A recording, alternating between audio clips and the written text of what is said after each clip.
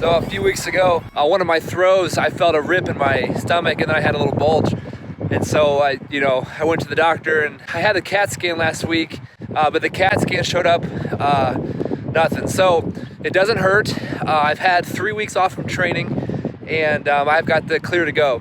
After having the few weeks off from training, I've got to come up with a plan on training for the rest of my season and then what it looks like for me to train from now until the Olympic trials in 2020.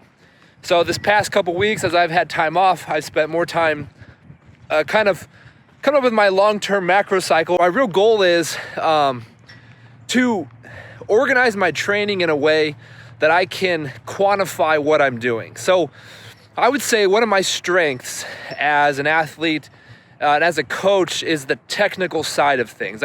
I'm good at that. I spend a lot of time in thinking about the why and the how of technique. But what I'm not as good at is that long-term periodization. I've always been good at recording things, record what I do and keeping statistics, but I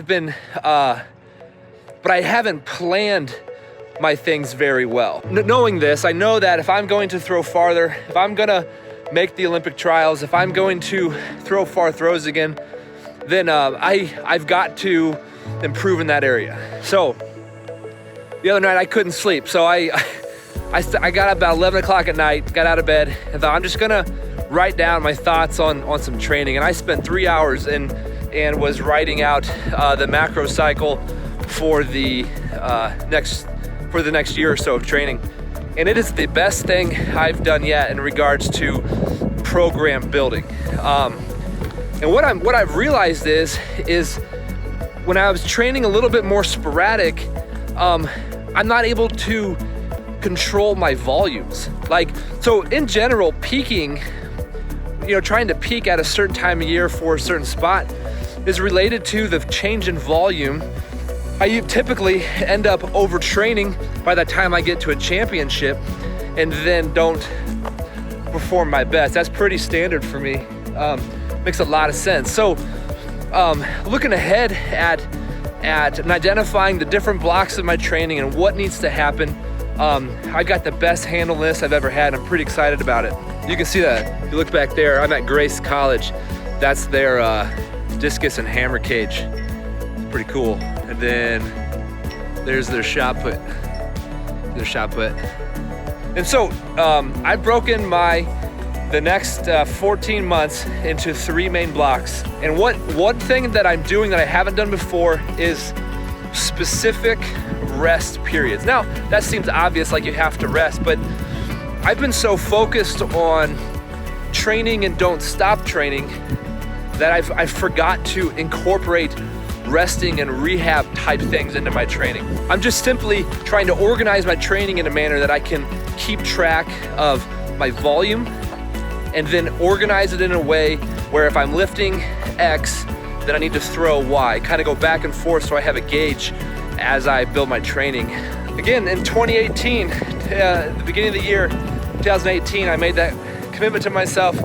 So let's go for this. Let's go for far throws and learn and do everything I've got to do to throw farther again. So I'm just chipping away at that, one step at a time, 1 week at a time, 1 month at a time, and filling in the gaps in my training that I don't have. And so those next things are, find a training partner, someone I can work with day in and day out, someone to help oversee my training. Although, I've got a good grasp on how to throw far, you can't replace a coach, someone with eyes outside of my eyes to help me guide in my training. And then you're gonna just build a support system around me to make this happen. Because